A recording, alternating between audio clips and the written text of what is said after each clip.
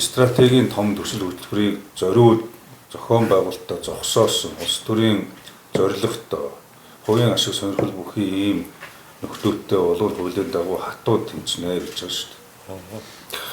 Түүнээс үүдэж гарах алдагдсан боломжийг тэр буруутай этгээдүүдээс гаргуулах тухай асуудлууд хүртэл байгаа шүү дээ. Улсын ажлыг хойшлуулдаг. Тэгээд бүгдийнх нь амьдрал урагшилсан юм байхгүй. Асуудал шийдэхээр шийдвэрлэхгүй улс төржүүлдэг. Шийдээд явах гэхээр дундуур нь саад болдог. Ийм нөхдөөдтэй бол одоо засгийн газар хатуу хариуцлага тогтсож ажиллана гэж эхнээсээ одоо хариуцлага тогтсоод явж байгаа шүү дээ. Тэгэхээр энэ дээр ерөөсөө ухарч няцх асуудал байхгүй. Та хүмүүсээ явуулж орон нутгийн нөхдүүд нүрэг даалгаврын нүгийн салбарын яамдуудад тэр бас одоо үүрэг даалгаврын нүгийн тэгээ бүх талын дэмжлэгийг үзүүлж ажиллана. Тэнд хямдгаач байсан энэ төсөл цаад болох ямар ч их байхгүй.